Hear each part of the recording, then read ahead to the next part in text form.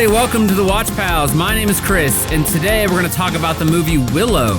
But before we get into that, we're going to meet the panel of pals. First, I want to introduce and welcome Jeff. Jeff, welcome to the show. Hello, and thank you for having me. Thank you for being here. It's great to see you. Love to see your face. Love to see your smile. I appreciate it, yes. I've been told I have a great smile. How about Brian? You're also here, and you also have a fantastic smile. I like to hide it away, though, because I have chipped teeth from banging it to the microphone by accident over the years. That's a true fact. Wouldn't even know. I'm ready to go on this fantastic adventure with you today, guys. Yes, a dark fantasy adventure. I'm excited. But also, we gotta welcome the Eeyore of the Watch Pals. Jordan, welcome, and thank you for being here this week. I'm so excited to be here with you all. And we are so happy to have you. You also have a fantastic smile when it's not darkened by the clouds of the storms in your mind. Whoa, okay. Late night calls you've been taken. We are going to talk about the 1988 film Willow, directed by Ron Howard and executive produced by George Lucas. Is that correct? George Lucas, executive producer. Yeah, LucasArts produced this flick. Which I, upon rewatch, well, not even rewatch, like upon watching, I didn't know that either of those guys were involved. So I was like, whoa, all right, cool. Yeah, I feel like there was a thing leading up to this movie because it was after Star Wars and it had George Lucas's name on it. So I'm guessing in Hollywood, just having his name on something was a big deal. From the I'd say like late 70s to early 90s, it was pretty big. Actually, yeah, up until the Star Wars reboots, it's always a big deal if you had George Lucas on your stuff. Well, before we get into this, some of you, this movie is from the 1988. Us growing up, being born in the 80s, early 80s, most of us, all of us. What was your impressions of this movie going into it? Maybe now, not having seen it, or maybe, if you could think back then for the first time you've seen it, but what was your impressions of rewatching it for most of you? Because I think, was anybody this their first time watching it? No. This was my first time seeing it all the way through. Oh, you just saw bits and pieces? Yeah. Yeah, I think that might be the same for me. I don't think I ever actually finished it. I know I've seen it a bunch, but I don't think I've ever actually finished the movie as a kid. Yeah, I've always just seen it on television, and I swear every time as a kid it was on, it was like the most boring part. So I was just like, all right, I'm done with this. So I hadn't seen much of it, yeah. So what's your impressions going into it, Jeff, going into this? Well, I mean, I know it's renowned, right? People love Willow. They just tried to make the new series and stuff. It's a very infamous film, I feel like. And, we've got Warwick Davis and Val Kilmer and a bunch of other people. So, big names. And yeah, I mean, I was excited to finally it's one of those movies that kind of got away from me. So I was excited to actually finally watch it all the way through. Jordan, what about you? What was your impressions going into it? Like I said, I don't think I've ever actually finished it. I realized that as I started watching it, got to a certain point, I was like, oh, I don't remember any of this, but I remember liking it as a kid, but I haven't seen it though since I probably was a kid, but I do remember there's certain parts where I was terrified as a kid, like those dog things, those rat looking dog things, oh my man. But there's two actors that are in this movie that are in other childhood favorite movies of mine. One was, I think what's his name? Billy something. He plays one of the, he plays the wizard. Billy Barty. Yeah. And he was in the He-Man movie from the 80s. Yeah, and he's also in UHF with Weird Al. And the evil queen in this is the evil queen in another movie that I liked growing up that I'm going to do next week, Return to Oz. Oh. I never see. That's one I want to see because I never finished it. I've only seen that one bits and pieces. Okay. So. Didn't even know it existed at all. Yep. Yeah. Didn't even know it existed. Brian, what was your impressions? I know you've seen this movie quite a bit, quite a number of times. Yeah, no, this is a big favorite of mine. I think there's something about these 80s fantasy movies, something about the way they're shot and the lenses, and it seems almost otherworldly, especially movies like Willow, and there's other movies like Legend. I don't know if you guys have ever seen that one with Tom Cruise great and stuff. Movie. Nope. Oh, so they have this similar vibe where it's this wilderness and this whole other world. It doesn't seem like it's Hollywood sets. It's they're actually in this fantasy world. It's pretty cool. But Is it high fantasy? Is that what this kind of stuff is yeah, considered? or I don't even know. Like if this is like, was this movie like an original property? Did they write this, or was this like an adapted story? Because I didn't look into that enough to. I was curious about it though after watching it again. I think it's original. Okay, so yeah, but like it's cool that Ron Howard and George Lucas both stepped up. It's like Lucas is known for doing different fantasy and different aspects. Obviously, sci-fi with Star Wars, and then Indiana Jones with like the Americana like adventure movie thing. But So the original story was from George Lucas. okay, And then he had a writer come in. His name was Bob Dolman. he touched Who it up a came little in bit. and wrote it out for him. And then I guess Lucas went to Ron Howard and said, "Will you direct this?" Okay. Well, they did a great job, man. I think that movie just like it perfectly. Like it's it nails that aspect of like a children's movie where it's like interesting to children, they can watch it, but it's just intense enough to be scary. Like it'll definitely give kids nightmares after watching that movie. Like, but that was the 80s growing up. I feel like for a lot of kids movies or a lot of like PG-13 or PG movie, even PG movies, these movies would just have more intense scenes for kids that they would just have to take and handle. Yes, definitely. I think I was just reading that the original idea was George Lucas came up with in 1972, and it wasn't until after 1985 when he actually sat down and started his ideas out with a writer. So I guess it was a whole process. But for me, I haven't seen this movie since I was a kid. I remember watching it as a kid. I remember watching it a few times as a kid. Like I think my grandparents had HBO, so it was like always on HBO when I was like a kid staying at their house in like maybe the very early 90s. And I watched it a bunch of times back then. But the only thing I actually remember from this movie was the weird rat dogs and the little guys that The brownies. Yeah. Oh yeah. And that was the only thing in my brain that I remembered of Willow. And that's when I was watching it. I was like, was that movie good? I know people like it. And that's why I brought it up as one of my options to watch, because I knew I liked it when I was a kid, couldn't remember anything about it. And I actually, for some reason, I got a lot of scenes mixed up with, this sounds really strange, with Army of Darkness for some reason. Well, they're both medieval-ish. Yeah, but for some reason in my brain, they kind of melded together as like one, like some of the scenes I saw in this were like, that wasn't in that movie. Big castle fight scene that's very similar. Something, it's like that, maybe that 80s vibe, like you were saying. But yeah. All right, now let's get into the recap of the movie, and we can discuss each scene more generally. But I would like to discuss the whole premise of the movie with you us four, you three. So, I think the one crazy thing about this movie is it's laid out right at the beginning, the whole concept of this world where babies are killed, right? Yeah, they're being murdered. Yeah, immediate baby murder. That was a note I wrote. Ritualistic killing of babies. And so for me, I was like, why would people still have babies? But they were killing girls, I think. Well, Chris. Let me tell you about the birds and the bees there. Chris, when Chrissy. you're older. Why clean the dirty water, Chris? Why ask why? But like if your baby's gonna be murdered, why are you still having kids? Hopefully you have a boy, maybe. So only girls were killed, from what I understand, right? Yeah, I think so.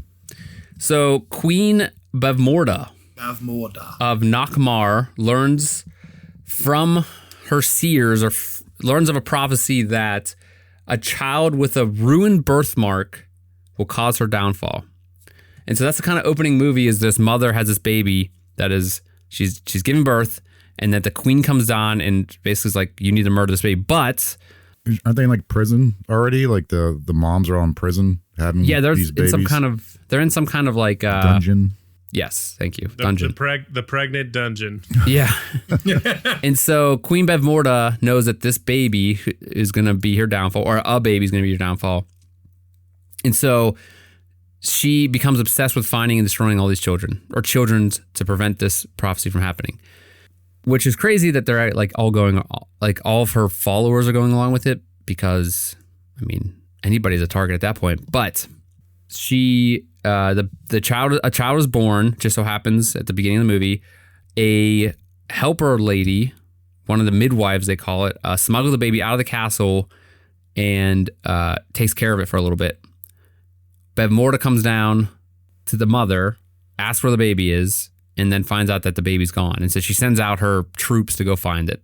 Yeah, and it seems like it's like I couldn't name a movie off the top of my head, but it always is like a thing in these movies when they have to like smuggle the child like in the middle of the night. They always like hand it off to like some peasant It's like or some Moses. like servant. Yeah, exactly. Yes, exactly. Like, go push this in a river for me, and then they get killed.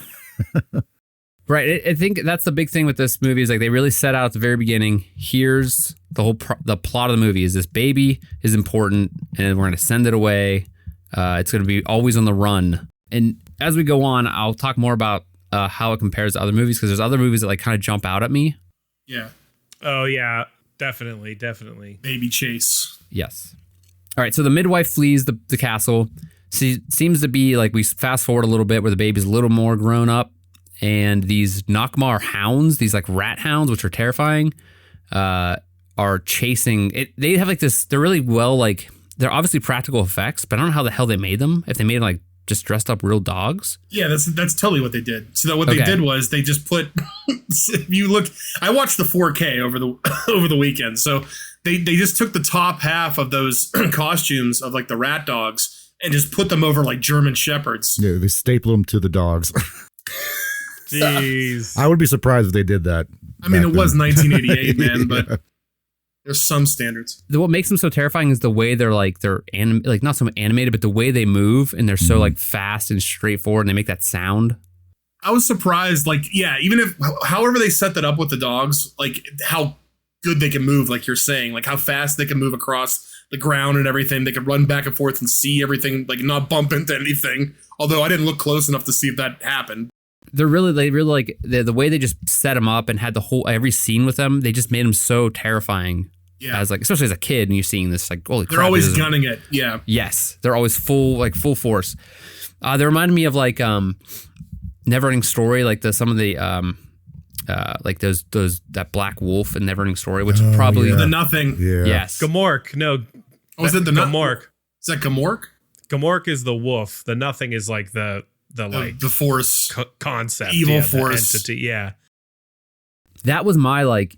You know, you're talking about movies that like in your nightmares when you're a little kid. That was mine. Was that the Gamork guy? First that one's face. So good. Yeah. We might have to get to that movie someday. Definitely. We gotta watch the German version. We gotta watch the extended cut. I haven't seen it yet. Yeah. A tray you seen? Yeah. Wait. Let's not get off onto that. Sorry. Go ahead. Cut all this out. Yeah. Cut it out. No. Yeah, another movie. As soon as I saw those dog things, I couldn't help but think the rodents of unusual size from Princess Bride. Yeah. Oh, yeah. Because that came out like I think a year earlier than Willow. And I mean, obviously they're not big rats, but they're similar movies, just not in tone. Like they look very definitely much the same. But yeah. I'm sure Chris will get to this, but I think this Willow in general parallels Lord of the Rings a lot. Yes, exactly. That's my exact point. The ring is a baby.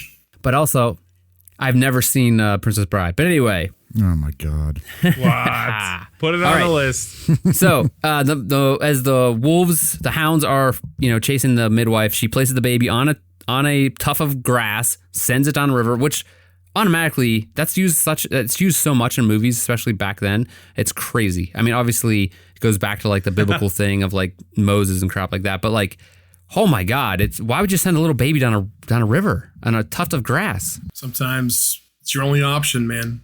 Have more to that of the dogs. Yeah, that'll get ripped apart by. But it's not very believable, is what I'm trying to say. Anyway, gotcha. So, baby gets away, thankfully. Brevmorda finds out about the escape, sends her daughter, was that Sorsha? Yeah. And that skull mask wearing guy, General Kale, to hunt on the baby and obviously to kill it for her. I guess bring it back for some kind of ritual or something. Yeah. We cut to, as the baby washes down river, we cut to the Nelwyn village, which is kind of brings in our main character, which is the Willow Offgood. Yes, and his children, his two kids, find the baby in the river, or find the baby in the basket as it comes ashore, and he's tending to the farm, and he's plowing a field. They show the kid, they show Willow, their dad. He's against taking the kid, right, at the beginning. Mm-hmm. He's like, no, this is dangerous. Found it in the river. Put it back. His wife, obviously, Kaya, decides to take it in, a motherly instinct. But I find really interesting about this is when they cut to, so he's a farmer. We Right. have this, some landowner come up and try to, mess with him, say that he's going to take his land. He needs to pay his rent or his taxes. And Willow says, I'll get it. I'm good for it. That guy, the entire movie is just the worst. And he's sweating the whole time too. Yeah. He's very sweaty. Are you talking about Burgle Cut? What do you mean? Wait, which guy? The sweaty guy? Which guy? The guy who's trying to get him to pay his taxes and like get his Like, land. the bullies Willow. The landowner. Yeah. Okay. Yeah. So that's the. So that's the guy that goes along with them on the journey, Yes. right? That pushes them around. So that's Burgle Cut. Oh, is that his name? Burgle Cut. Yeah. Okay. Didn't know. I don't think I caught that. People are like, you guys are like, what the hell is he talking about? Yeah. Yeah. Brian had a stroke again. Exactly. Burgle Cut. Burgle Cut. So we cut to a festival, and Willow, I guess, wants to be a magician. Great sorcerer. Dude, the festival's popping off too. Yes. That song is great. Brr, brr, brr. All right, so let's cut to the festival where I guess Willow's going to try out to be a great sorcerer, and he's doing magic stuff. He's doing like the David Blaine stuff. He's doing like disappearing Right. tricks. David Blake just ate a block of ice. He's like, I'm gonna lock myself in a cage for 3 months here. in a block of ice. I don't understand. I never understood this part why, or I didn't understand this part why he is doing like, simple. Like sleight of hand stuff. That's Right. what he knows. Like he doesn't understand magic yet, like true magic. He's trying to Right. learn it from the elders of the. But how does that village. equate to being like a magical person? It doesn't. He's just faking it. He's till the he makes underdog. it. He's Yeah. Rudy. He's Bilbo. He's He's- Frodo. He's Bill Bob. Willow. Will right. Bilwo. Billow. Bilbo. Bilwo. So he's doing a whole thing. He obviously messes it up because a pig runs out, and the Nockmar hounds come running in, start messing with everybody. We have some warriors come out, start fighting one of them. I think there's only 2 of them. That scene terrified me because you see little kids like crying like Yeah. for their parents. It was Like, like the directors are like really amp it up. yeah. You're like, cry, kid, cry harder. Shake that kid. Specifically, his kid, like his daughter, I think is the main one they're showing crying in the middle of the thing. That was another one as a child. When I saw that, I was like, oh, that popped into my head as like a trauma from my childhood. But Yeah, but three of the Nelwyn warriors, I think, end up like spearing one of the dogs, yeah, rat dogs. what happened to the other one? Then one of them just scurries away, I think. Okay. One of them gets stabbed a bunch, I think. Right, that's the one that's Yeah. like shaking on the ground. That they have that, Yeah, that I was weird like spear POV shot. Yeah, I was like, whoa. That was a kid's right. movie, PG right? film. Yes. So they're trying to figure out why the Nockmar hounds are there. I guess someone at some point they realize like they're looking for this baby. Willow takes the baby to the village leader and says, this is why the baby's here. Because they have a town meeting of why the hounds came. And they say, oh, this is why. We have this baby. The hounds are probably looking for a baby because Bevmorda, across the realm, everybody knows Bevmorda is evil and she's trying to kill all the babies. Or human babies, I guess. Daikani is the name of the human race, I believe. Or their race specifically. Daikini. And then the Nelwyn are Willow's race. And then Yes. this is one of Jordan's Billy Barty's best scenes. Jordan, where he's like, "This child is special. I will consult the bones." I was like, this guy's voice sounds familiar. Yeah, consult the bones. But wasn't there a scene though at the fair where he's picking a new apprentice and Willow thought Yeah, it was him? that's the magic test. The hand The test. sorcerer test. Yeah. The number test. Yeah. Was it something like with a number? Which finger can control the universe on your hand? Yeah. It makes you pick a finger. Wrong fingy he picked. He's like, sniff this finger. Jesus.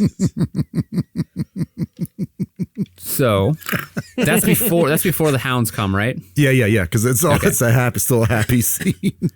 Right. Sorry. So the hounds come. Willow's not chosen to be a sorcerer. Hounds come. One gets killed. They have a town meeting. The baby that they find comes into the picture. The high sorcerer, what's his name? Aldwin. Are you talking about the elder sorcerer? Yeah, what's his name? I can't think of the name. That's Billy Barty though. That's the actor.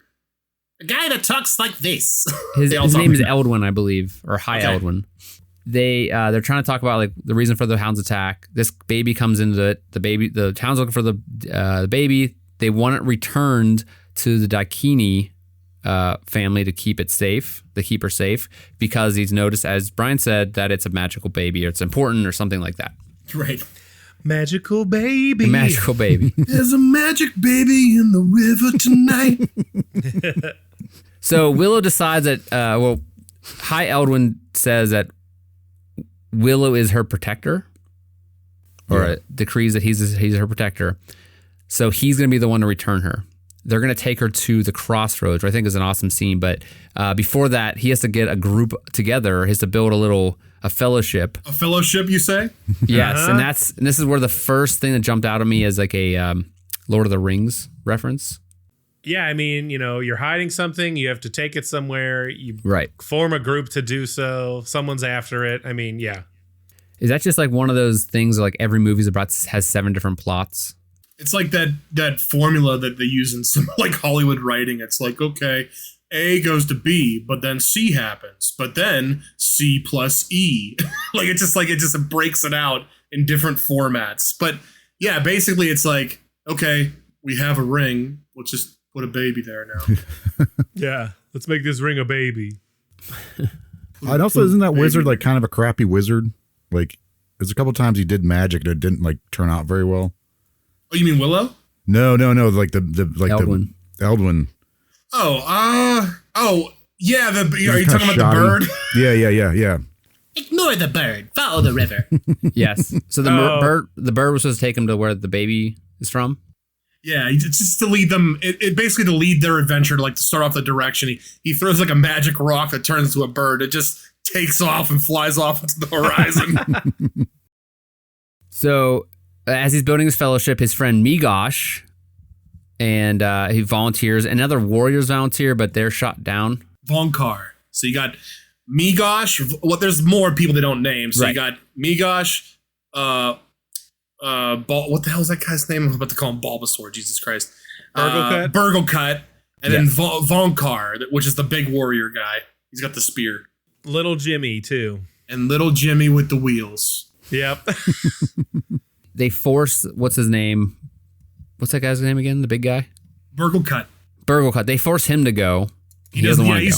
He's trying to push his way around, and he's just a big mouth. And he originally said the one warrior guy can't go because he needs to be there to protect the town. But then Burglecut needs to stay back to the village. Yeah, Burglecut has to go. He's like, no, we got to bring him with now. He's like, wait, I want to be protected by Vaknar. Vonkar, step back.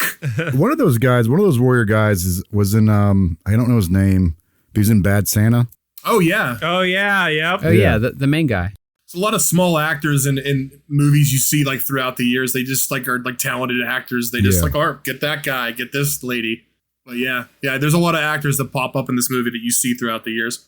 So I think we're gonna head to after the fellowship heads off, and they're heading towards the crossroads because the idea is they're gonna drop the baby off they're gonna go to the crossroads and hope a human or Daikini person or family will see it and want to take the baby to the town. Right. So they're on their way to the crossroads. I think it's like one of the best scenes in the movie is this idea of the crossroads where they're going to just post up and hope that someone wants to take the baby. On their way there, they have another run-in with another group of the Nockmar hounds and the army that's after looking for the baby, specifically Kale and Sorsha. Yeah. At the crossroads, they meet. Bones are in harmony. Yeah. I'm gonna miss everybody. They finally get to the crossroads and they meet Mad Martigan, who is locked up in a cage. What's that called, Jordan? We talked about it before. Torture. It's a crow. It's crow something. Crow's nest. No, that's on a that's on a boat. Yeah. Oh, crap. We talked about it when we talked about pirates. Yeah, they get locked up. Crow's leg. Like, You ever get stuck in a crow's leg? What the hell are you talking about, man? So it's he's hanging. He's from we'll call it a crow's cage. I think that's not really the name of it, but okay. All right, well. Matt Mardigan, he is trying to get He's trying to get water, but yeah, I think it's crow's cage actually. Yeah. Okay. At this point, though, the other guys left. Everybody but Migosh and Willow stick around with the baby. The other guys head back to town. Right. The reason why they kind of split off is because they want to give the baby to Mad Mardigan. Say, just give it to him. We'll let him out. Give him the baby, and then let's head back to town. He's another human. He's the first human they found. Let's just give him the baby and get back to the village. And he's all for it because he wants to be let out of the cage. They obviously refuse. Willow and Migosh refuse, and that'd be crazy if it was like they just gave it to the baby and then was like gave him the baby. Roll credits. And then the movie's over. Yeah. But obviously, the whole focus of this movie is following Willow around with the baby. With what's her name again? I had written down Laura Dannon. Laura, yeah. Which sounds like a 80s like fashion designer. Yeah. They're with Mad Mardigan for the night, who's Val Kilmer.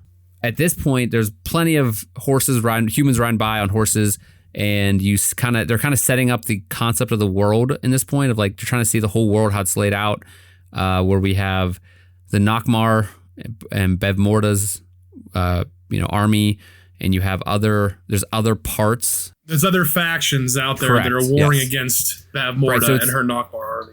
It's not just the humans are all one group, and then the Nelwyn are one group. We kind of have it separated.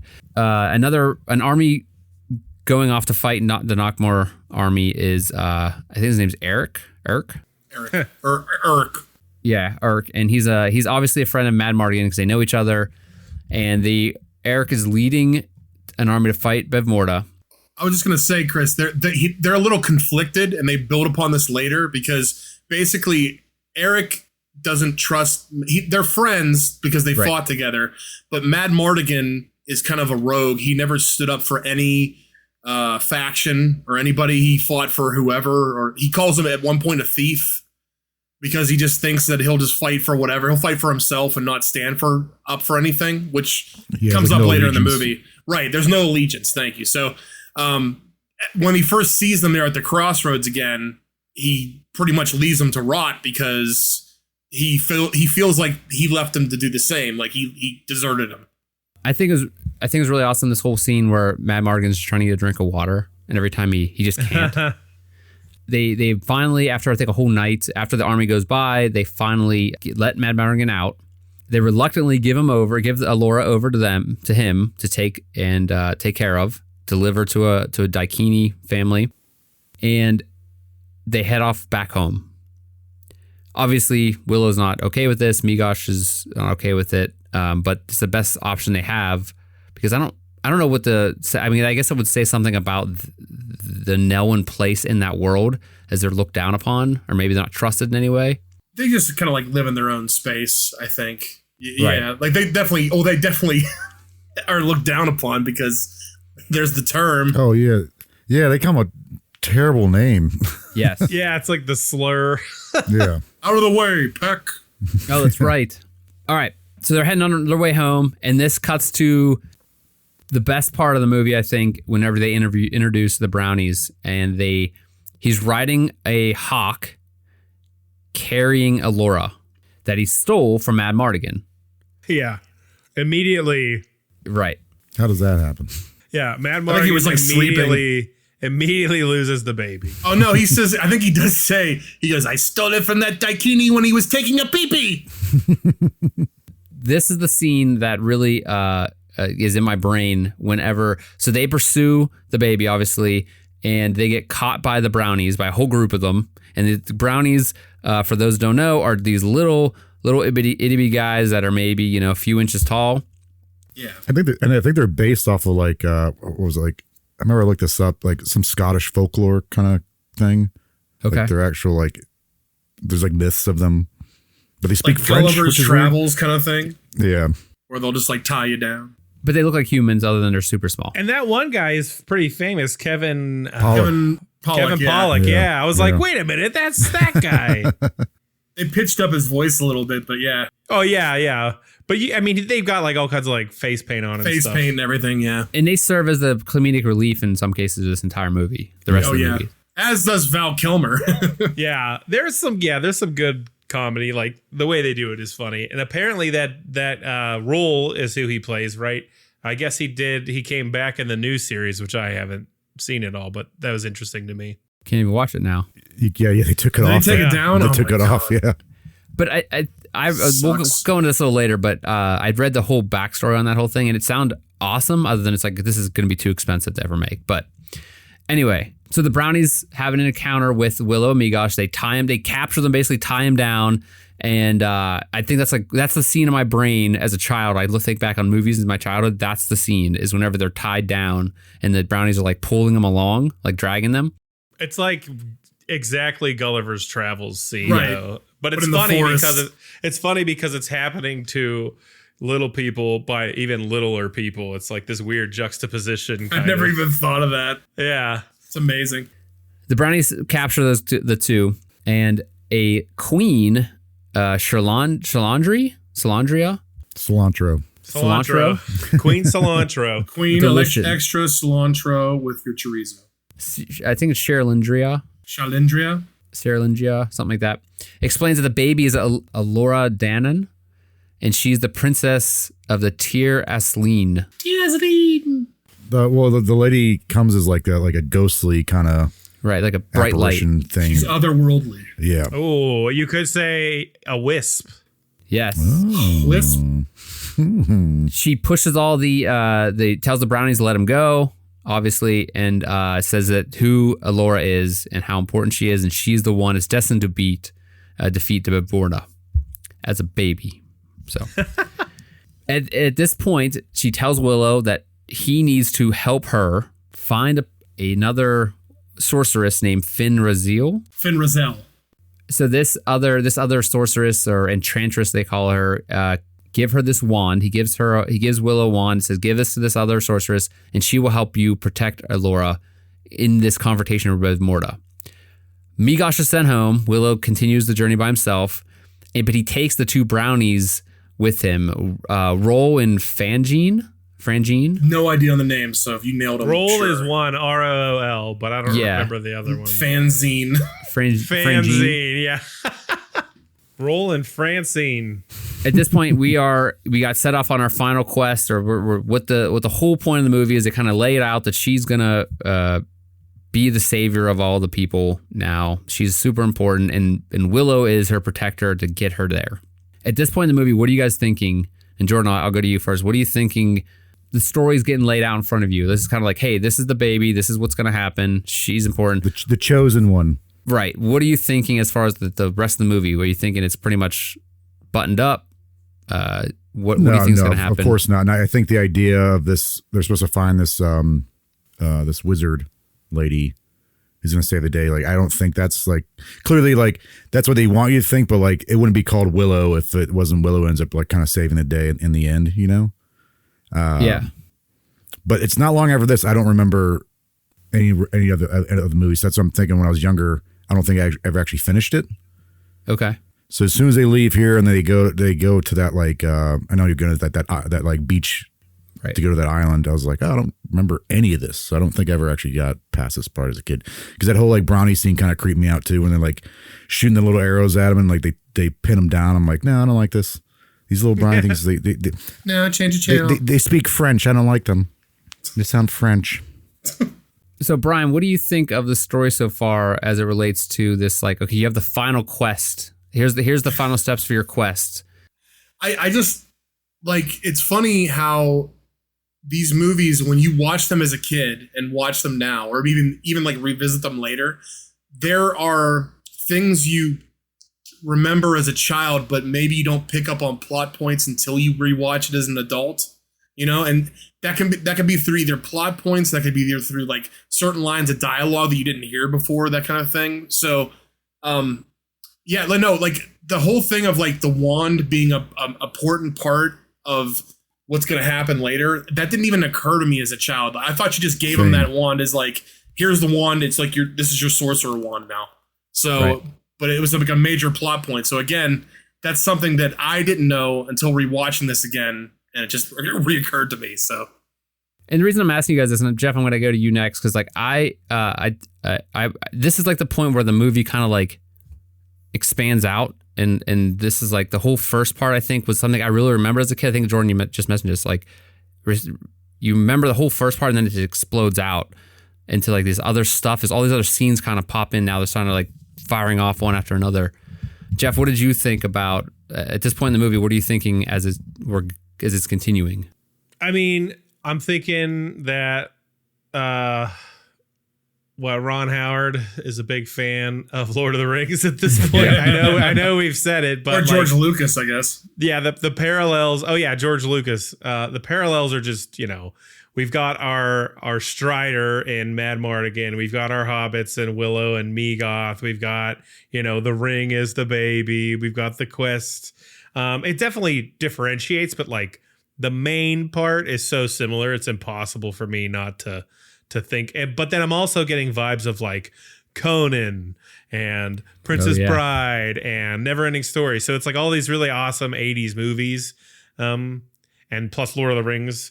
Kind of all these really cool vibes, and I was digging it. I was like, yeah, this is cool. This is something I'm probably gonna really like after I finish it. So, and just to piggyback a little bit on what Jeff's saying about how there's a thing about how George Lucas maybe ripped off some other movies out there that already existed, like Star Wars ripped off The Hidden Fortress by Kurosawa, and some of those wipes were exactly the same as those movies. I don't know.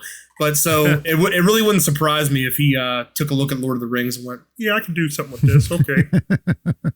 Yeah, I don't know if the animation was out, but there weren't any other Lord of the Rings movies yet. It was just the book, I think. Just this 70s animated movie, like you said. Oh, okay. So that was out. There was The Hobbit.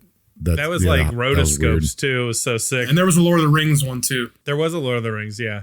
It's really going to start picking up now where we get to, obviously we have to, you can't just leave Mad Mardigan out of this. Like he's obviously going to run in with him again, because Mad Mardigan is known as the best swordsman in the whole land, all the lands. Greatest swordsman that ever lived. Yeah, and he says that, but then you're kind of, obviously it's going to come back over and over again. But anyway, it's going to cut to they're on their journey now. The Brownies and Willow and the baby Alora, and they cut to a bar, like a rough bar, and a pub, and Willow wants to go in because he needs to find milk for the baby. So he goes in, and he goes into this bar, and he kind of is pushed around a little bit because they call him Peck and things like that, and he's just trying to find some roughing him up. Yeah. Somehow he gets put underneath the steps, I believe. I think he runs and hides under there. He gets like knocked into a back room or something like that. Yeah, pushed aside. And then we cut to another, going on the same location is Mad Mardigan dressing up as a woman to hide from a husband of a large man named Lug. Yeah, that he's canoodling with. He's doing some noodling. Yeah. Right. So he is disguised as a woman to try to get out of the room from this large guy named Lug. At the same time, the guy starts coming on to Mad Mardigan too. At the same, while this whole situation's going on. Yeah, he's upset that his wife is cheating on him, or assuming his wife's cheating on him. But then he's just like in front of his wife trying to get on. Yeah. Yeah, she's like, this is my cousin Hilda. Yeah. And he's just like, oh, okay.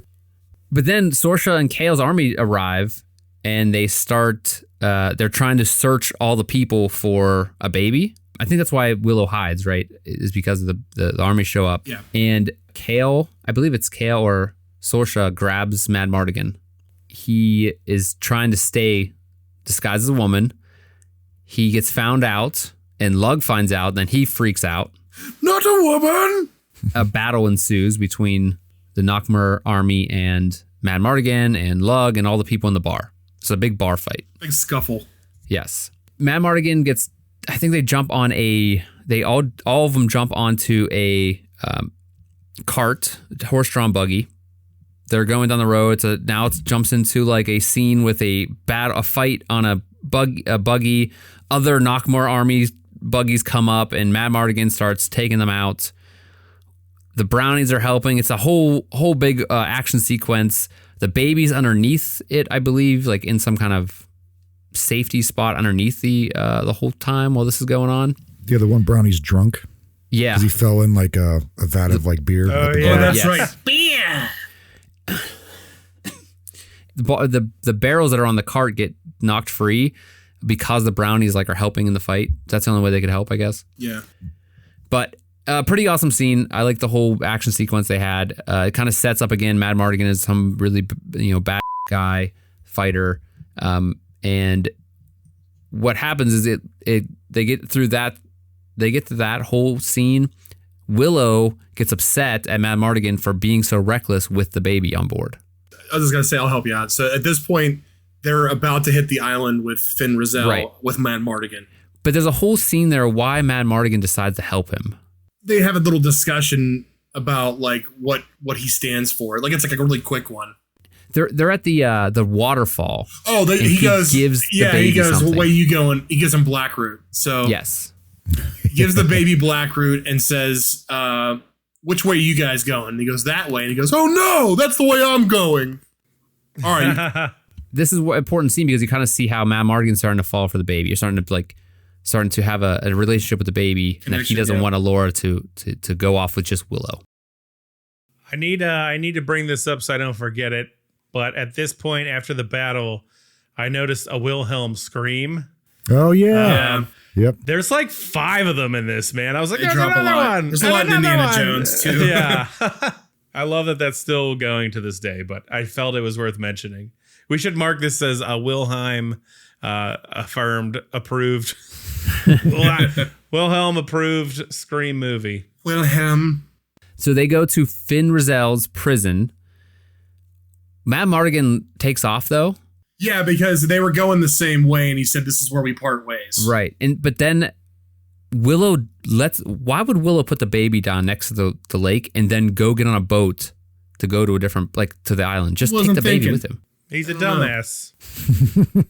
But like, what is the point of that? It's just, like, that's a weird part of the movie, and that's when I thought, like, not remembering the whole plot of this movie. But he did say the brownies were supposed to stay there to guard the baby, which, I mean, hey, that's Willow's fault for entrusting little brownies, but I'm just saying. And I thought that was going to be the point where the baby gets taken while he's on the other island. I was like, oh, this has to be. This is such setups, like such a weird thing that why would they spend this much time on it?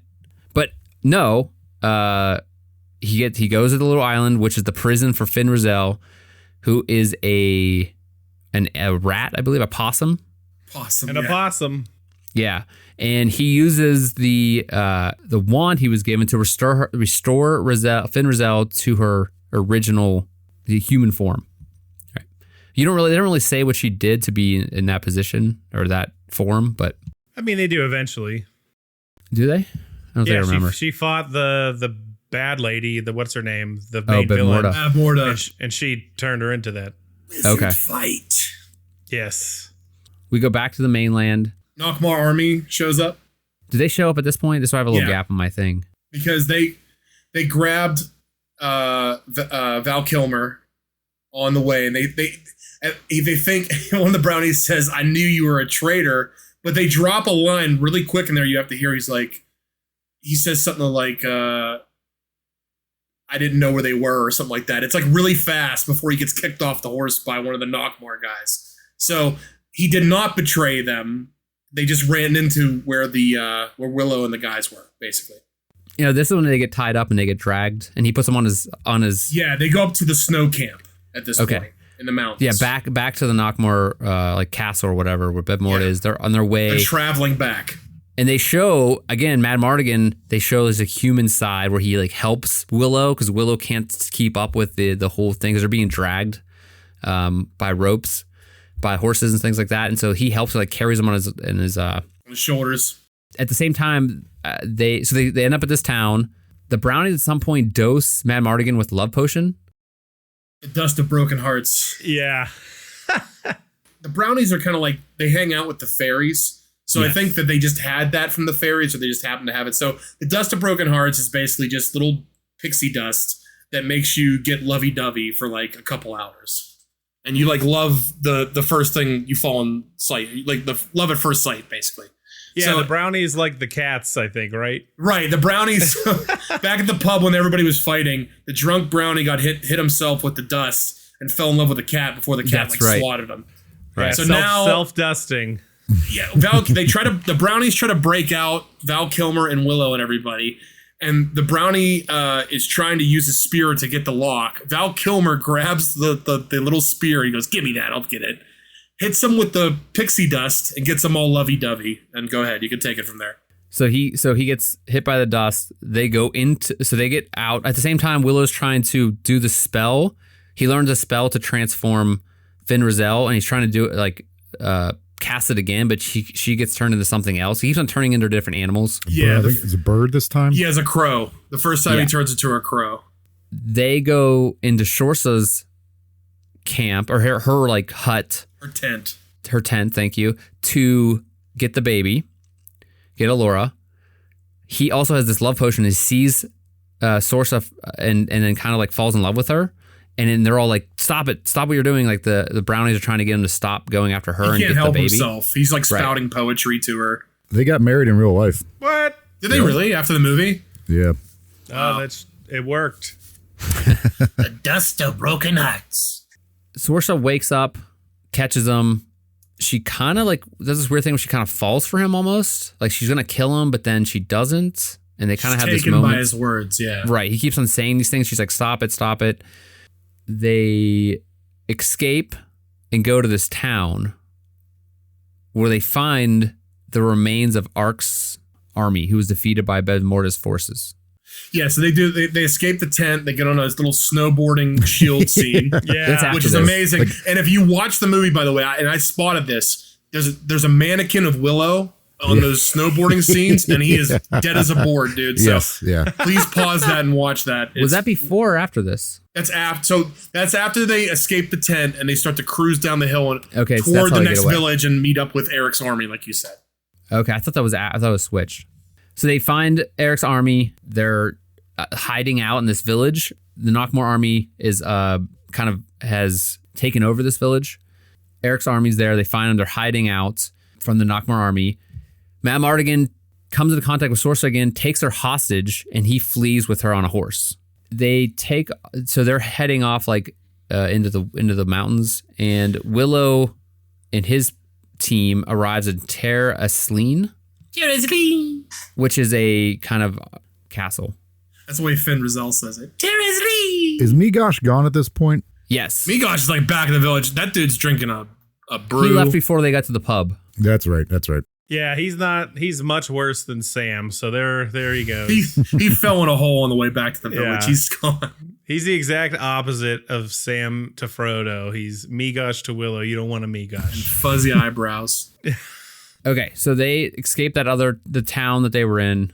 They flee to Ter Asleen. Matt Mardigan has Sorsa. She escapes though, and kind of does one of those like look back things, like I'm not gonna run away. Oh wait, yes I am, kind of things. Think twice. Yeah. Wait, she also, I made a note, she kicks Val Kilmer, Matt Mardigan in the junk, but it's like a really horrible take. Like it's like the softest kick you've ever seen in the world. Like she didn't actually want to do it It's hard, like a right? pillow's touch. Yeah, like when you watch it, it's just like, come on, man, that's unbelievable. That's not you. Didn't even use one toe. Yeah. So they're in Ter Asleen, which is supposedly a castle that's supposed to be kind of like, I think they were told to go there Yeah. Yeah. by Finn Rizal or by Cher Lingia. Said go to the fairy queen. Said go to this castle, but it's empty. I think all the people were kind of, There was supposed to be a great army there that was Yes. supposed to be waiting for them. and the people are all like Are they frozen in like ice or something like that? Something a block like of that, ice? some kind of ice or something like that. From what I understand, Bav Morta cursed them. So Okay. either she did something to them to freeze them in that state, but whatever army that was supposed to be waiting for them at this castle, they're all toast at this point. And also there are trolls there, which becomes another thing that to fight. So Matt Mardigan comes up and he notices that the Knockmore army are on their way out in. He kind of sets up this whole like one man army thing where he's like running around with all the finding weapons and like setting them up so he can like, what's that other movie that like movies that do this type of stuff? Home Alone. Yeah, come Oh, on. okay. He's Kevin McAllister. Army of Darkness. I'm thinking like more of like I guess Home Alone would be Great Escape. Yeah, it's Home Alone, Chris. That's what you're thinking of. Nah, there's like another one that I'm thinking of. It's probably like what's Home that? Alone 2. Boston, New York. Did you know that Baby's 3. Day Out and Home Alone are made by the same guy? Chris Columbus? Yeah. Baby's Day Out is not a great. It's a bad movie. That's a But horrible it's movie. same guy. Yeah, I know, but I think he did the first 2 Harry Potter movies too, or they're like the first one. Really? they can't all be zingers. Yeah. I didn't mind Baby's Day Out. It's kind of dumb. I mean, No, it's not true. I watched it with my kids. They thought it was great. But anyway, all right. So Mad Mardigan sets up the one-man army thing. He's fighting the Knockmore army. Willow takes off with Allura. They go up to the high, like a rampart or up into the spire. He's trying to get in, I believe, to light some kind of fire or something. signal fire. Yeah. And he uses the wand to attack a troll. Troll falls into the water and turns into this 2-headed like monster. So basically, he hits the troll with the wand. It melts the troll into this like pizza roll. Right. That gets kicked into the wand, which turns into a 2-headed monster. So what do you guys think of, and Jordan, I'll ask you first, what do you think of the kind of, the practical effects of this monster? They're pretty terrible. And then I remember like, I was like, oh, these are trolls? Because most of the movies, trolls don't look like that. I thought the trolls were pretty cool. So I thought it was kind of neat that they look different than what traditionally trolls look like in movies. There's that one part where they're like, he's crossing to get to the tower, and you see one crawling underneath, and I was like, what the hell was that? Yeah, I think that was really cool. That was a cool scene, yeah. But the 2-headed monster was like, come on.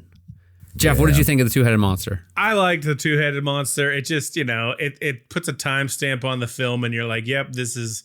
It hit me with like the nostalgia, right? Like, sure, it didn't look great, but it was neat, and at the time, it probably looked awesome. So, yeah, it was a weird kind of jerky motion to it. I don't know if it was I don't know how they did it. I think it was stop motion. Yeah, it's probably stop motion over top of the practical scenes. Right, they would just green screen the stop motion over it, and then they did like close-ups of some of the heads for like the bigger shots probably, but like those really wide shots where you see the whole monster, that was all stop motion. Okay, I wasn't sure how they actually filmed. I thought it was just an actual thing they animated, like robot. No, like they used some like animatronic. Yes. Puppet stuff in like the bigger shots. Okay. Like the close-up shots, but for that big wide shot where you'd see the entire monster, they couldn't afford to do all that, so they just do that stop motion. You mean George Lucas, the guy who made Star Wars at this point, couldn't afford to do that? I mean, at that point, like Jurassic Park, I don't want to get into other movies, but Jurassic Park was like the first like big like animatronic and CG like okay at the same time. That still looks good to this day. Right, that was just crazy. Like, really good. Yeah. So they're fighting. So now it's a 3-way fight. You have Mad Mardigan and Willow versus, well, actually 4-way because it's Trolls, Mad Mardigan, this big monster, and the Knockmore army. And everybody's just fighting everything. At the same time, you have this Mad Mardigan and Saoirse kind of thing going on where she is going to defect, I believe. Is this when this happens? Yeah, she defects from Knockmore at some point. During this fight, or during this, so the big 2-headed monster, I think it's called Iborisk, something like that. I don't know what the hell it was, but it's cool looking. Mad Mardigan kills it, stabs it through the head. One of them dies, and the other head gets mad, and it dies. So it's a pretty good fight, pretty good like overall action scene. Yeah. And they go on. Saoirse defects and says, "Does the baby get taken at this point to Bevmorda?" I believe Kale takes the baby. Yeah, Kale. And I just want to say also about General Kale, he has the most cool voice too.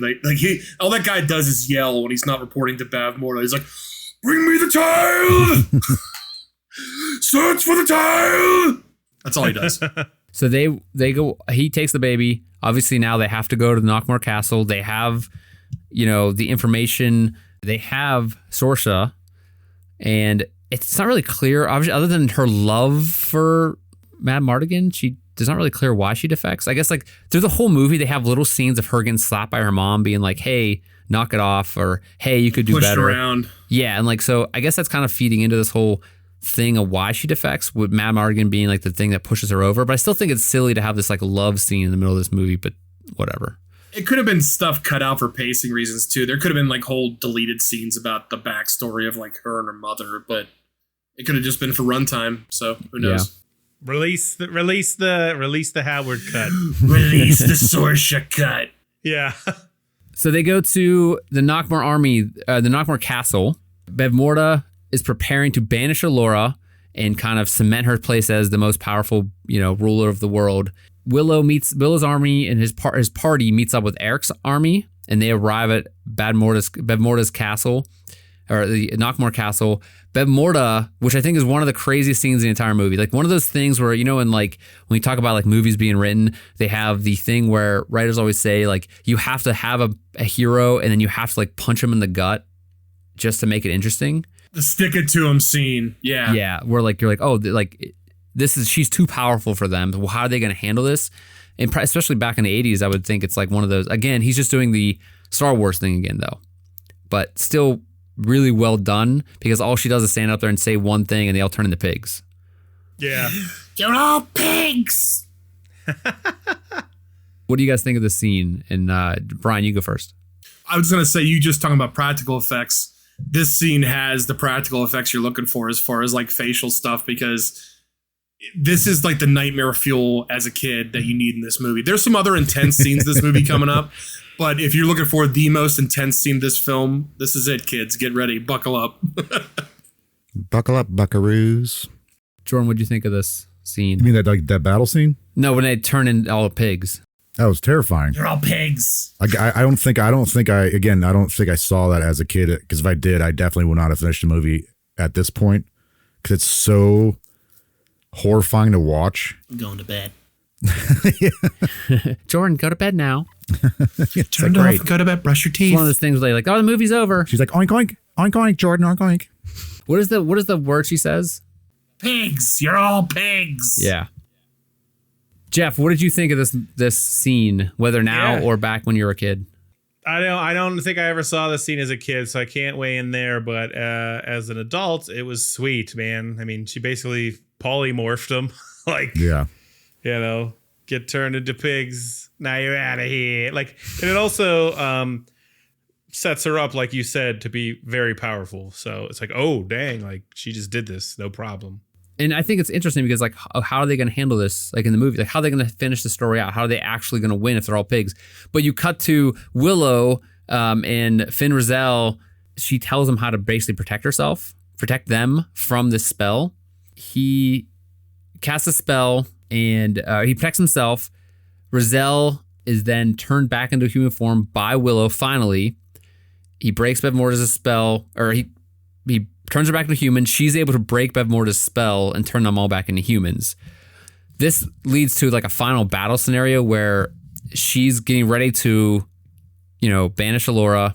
The army, Willow's army, tricks their way into Knockmore's castle. Do you guys remember what the scenario was for that? I didn't write down that thing in my notes, but. Wait, say it again, Chris? So what was the scenario? How did he get to trick them? How did they get him to open up the doors? Oh, I remember how. It was like the Trojan horse. Yeah, so what they did was, what I think happened was they dug holes in the ground overnight, and then they covered the ground with the tent covers they used the night before, so that they all thought they left. They abandoned all the tents, so that when they finally let their defenses down, well, yeah, but they thought they died or they left or whatever the hell happened. So they all left, like all the pigs had left. Either way, the only remnants they saw on the ground were all their tent covers. So they put down their guard, and as soon as they did that, they came out of the tent covers underground and came toward the castle. But I can't remember how they got them to open up the gates. Because I think they were checking for checking for people. They were actually opening the gate, exactly, to scour the grounds for the people. So Eric's army rushes in. You have this kind of final battle set up between Willow and trying to save Allura, who is also getting banished by Bevmorda. But you also have the final battle between Mad Mardigan and Kale, who kills Eric, which is Mad Mardigan's friend, essentially. And Mad Mardigan obviously avenges his death with some, final battle between the two of them. He obviously kills Kale. He parried him quite a bit. Yeah. Like a scrub. Rizal is in her human form. Willow, Sorsa, and Rizal go up to confront Bevmorda, in the chamber that's using to banish The dark ritual. right Allura. With her dark ritual priests, too. There's some dudes up there with her. You know what? Rizal is in Neverending Story. Oh, really? Oh. Yeah. So they're at that point where he goes. Oh man! At some point in the movie, he's talking to these little people who give him like this. Oh wow! You mean give him like this, the elven-looking people? Yeah, with the he luck said dragon. Yes, so he's like, this doesn't smell good. She's the wife. Yeah, and she's like kind of like mean to her husband. That's her. Wow, that blew my mind. So they go up to the kind of ritual chamber. Bev Morda is obviously her and Rizal have a fight, but Bev Morda is too powerful. She takes out Rizal. You think she's dead, but she's not really dead. Yeah, playing possum again. There's like four more Wilhelm screams during this whole thing. Just Wilhelm's just screaming off. Yeah, all over the place. Yep. So Willow we're going back to the beginning of the movie. Whenever he does the sleight of hand tricks, he uses a sleight of hand trick. What? We totally didn't bring up the acorn at all, did we? No, we didn't bring up the acorn trick. Oh, right. The acorn that turns people into Stone. Yeah, the wizard guy, the geez. smelly finger Eldwin. wizard guy. Billy Barty. Yeah. Smell my finger. Smelly wizard gave him some magic acorns that can turn your enemies into stone. Totally forgot about that little MacGuffin there. Was that Magic MacGuffin? acorn. Little nugget. Yeah. Yeah, so basically throughout he's like, oh great, what am I gonna do with this? You know, it's implied that they don't work and they're stupid. Right. So he uses that. How does he use that against Bev Morda? He throws it at Bev Morda. She catches it, and go ahead, Jeff. And she starts to turn to stone, basically. So it did work, but she does break out of it. She's too strong for it. She just dusts it off. And Saoirse comes in and tries to, confronts her mom. She gets thrown down. Mad Mardigan comes in, he believes he gets hurt too. He gets knocked out, I believe. And we cut to Willow use the sleight of hand trick, just like before when the pig ran out at the festival in the beginning. He uses the same trick to make Bev Morda think that he hid Allura. That he says he's sending her to another dimension. Yeah, because he's a powerful wizard. Right. Yeah. At that point, though, Bev Morda is enraged. She accidentally completes the ritual, which was a little weird thing for me. I didn't really understand. While standing near the altar, which banishes herself. She gets destroyed and kills herself. You just ritualed yourself. Right. So they return to Terrace Lean. He's gifted a spell book by Rizal, and he leaves Allura in the care of Mad Mardigan and Saoirse, who get married. Right. And now they're going to raise Allura, which is the kind of focus of the show. Is like that Allura's grown up. Yeah. and we'll go into this later. Maybe we'll talk about this now, but right after this. But it wasn't that the show was bad, apparently. It was that it was insanely expensive. Yeah, they just couldn't keep up the costs. Right. And that's Disney.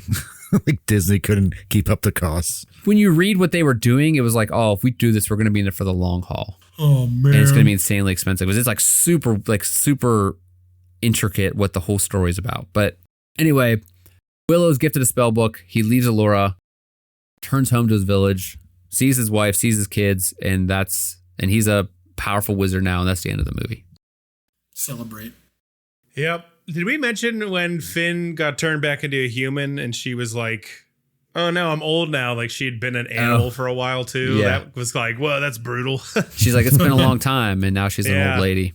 So that is the movie of Willow. And did I miss anything you guys can think of that jumps out besides the Finn Rizal thing? And the acorn. No. And the acorns. You summed it up pretty well.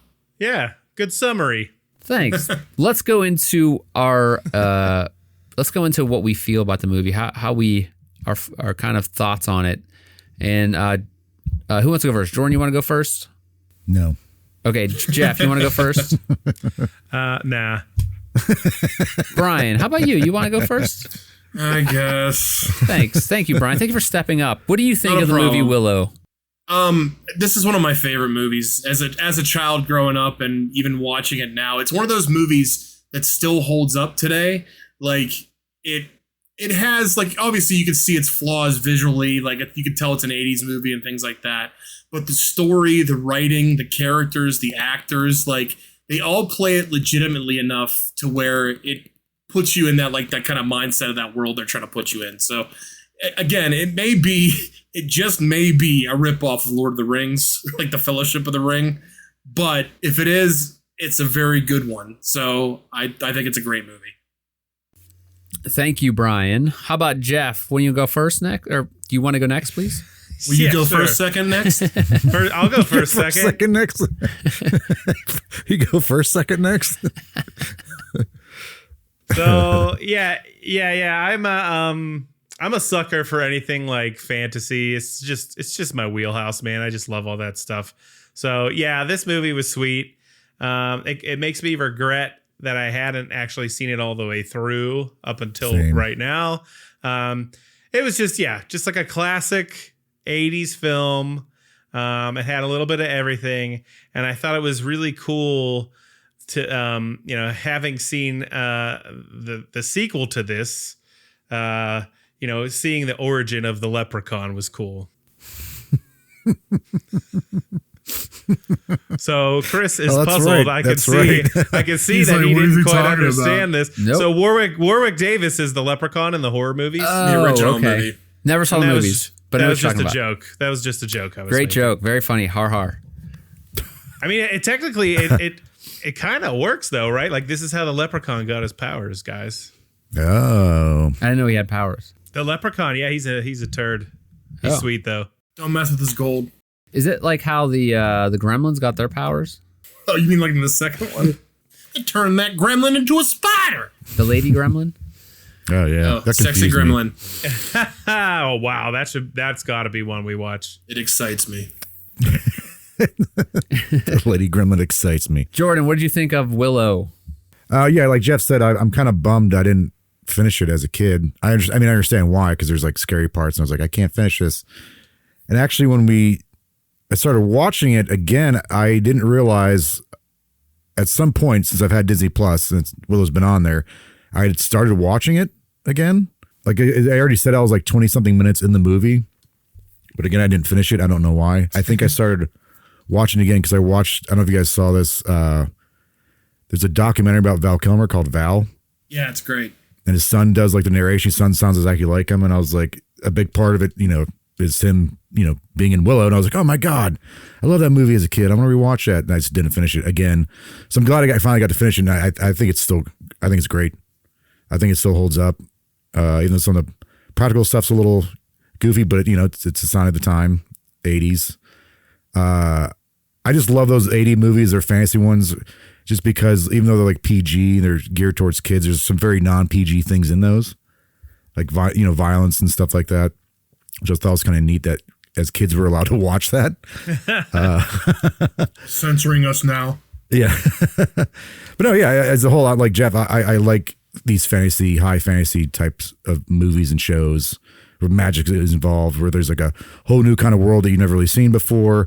I do wish there was a little bit more like a fleshing out of what the world itself was like other creatures that are in this world, other than like the weird rat dogs and the trolls or ogres or whatever they are. Are they trolls? Trolls. Ogres. Trolls, That's yeah. what they call them, trolls. I like to see other like cool like creatures. Overall, I liked it though. Overall, I thought it was great. I think, just going off what you said with that, Jordan, I think having like fleshing out the world more in one movie is just so much, to tell a good story. I like whenever stories that don't go into depth about certain things. They just leave like the rat dogs, just like let them, like they're just, that's a dog in this, this world. Or no, yeah, I'm not saying they need to like say how these things are created. I'm just saying I'd like to see more weird stuff like that, okay. Like more weird creatures. Yeah, world building. Yes, yeah. Thank you. For me, again, I picked this movie because I know I saw it as a kid because I think my parents watched it and I think we even had on video cassette, back in the day, and I'm sure it was, 3 movies on one tape because it was written on there with a pen and then you recorded over. Anyway, I know I watched it as a kid. I never really remember anything from it except for that one scene with the brownies. For me, I love all the effects they did, like all the action was really good. The story was really well told, I think. There was little things here and there that probably could have cut out, but I think it was really well edited. down to just getting the important information. Maybe they could have built on like Saoirse a little more. I didn't really like the whole story with Saoirse and her like switching sides. I mean, I understand why they had to do it, but it seemed abrupt. Yeah. It seemed too quick and too easy. Now, if they did something where like she got shot with the love potion, maybe that made way more sense somehow. But I think it was just kind of, you have to have this powerful woman fall in love with the man, that type of thing. You have to have the princess thing. But I think in general, I really like the movie, and I'm glad I got to watch it again because all these things that I just said. The ending with the pigs was terrifying, especially as a kid. I don't even know if I ever saw that as a kid. And I want to ask my parents about that. I'd be like, did you show me that part? Or was it one of those things where like, all right, movie's over. I'm sure they just let me watch it because it was the 80s. No one cared. But I bet I saw this when I was like 6, because it came out around that time, or came out in 88. So I probably watched it like on cassette 2 or 3 years after that. So in any case, let's roll around, see what you give this. Thumbs up, thumbs down. Brian, what do you give Willow? Thumbs up. It's a 80s fantasy classic. Get your popcorn, get the kids, get your rat dog, pet your rat dog and enjoy. Get those smelly fingers. Hang out with your smelly fingered wizard neighbor and watch Willow. And Jeff, what do you first think of this movie? Yeah, thumbs up. I think it's pretty obvious that we're all going to thumb it up here. So, it was cool. I enjoyed it. It was nostalgic, even though I hadn't even seen it all the way through. So, yeah. Jordan, what do you got? Thumbs up. Oh, yeah, thumbs up for sure. Yes, great movie. For the whole family. And I am also going to give it a thumbs up, and I thank you all, you 3, for letting me bring it to us and requiring you all to watch it for this episode. Thank you for being here with me. Is this our first one that we all gave thumbs up? No. What was that? Father's Day was the first one, Jordan. Yeah. I recant that. Nope. We have it. I recant that. Next week on the Watch Pals, it is Brian's choice. Brian, what do you have for us? Next week on the Watch Pals, we are watching what I think is the most extreme Jason Statham movie, Crank High Voltage. That's Crank 2. Yes, but originally it was not called Crank 2 in the theaters. It was just called Crank High Voltage. But on video, they called it Crank 2 High Voltage. I have a question. Yeah. Why are we starting with number 2? Because out of the both films, it's the crazier of the two. And I think you guys really needed to see this. Do I need to see number 1 to see number 2? No. Oh, good. No. Yeah. No. It's not really important to see for anybody to see number 1. There's backstory, but no, you don't there's elements of 1 that come up in 2, but once you start watching Crank High Voltage, the story takes a backseat to what is happening on screen. So it's not like Lord of the Rings. There's a lot of lore you have to worry about. Yeah. We're just throwing convention out the window, watching number 2 before number 1, apparently on the show. Science. In any case, next week we are watching Crank High Voltage. If you would like to follow us, we got social media such as Instagram, Facebook.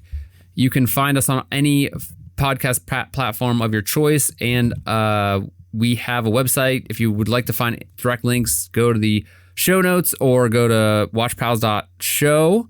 And you can find us there. Please leave us a review. Send us an email. We would love to hear from you. That email address in the show notes below. If you have movie suggestions, we'd love to hear from you. If you send us an email, maybe we'll read one on the show. Who knows? Maybe if it's good enough. But if not, just send another one until you get it read on the show, I guess. Send us the best one you can. You guys suck. Email. Write better emails. Let's go. Great email. Keep them coming. Jeff, thank you for being here. You're welcome. Brian, thank you for being here. Always a pleasure, Chris. Thanks. Jordan, thank you for being here. Thank you. And we will see everybody next time on the Watch Pals. Thank you all again for being here. Thank you for tuning in, and we hope to see you next time. Set your watches for the Watch Pals. Good night, everybody. Bye. Yeah. Eh.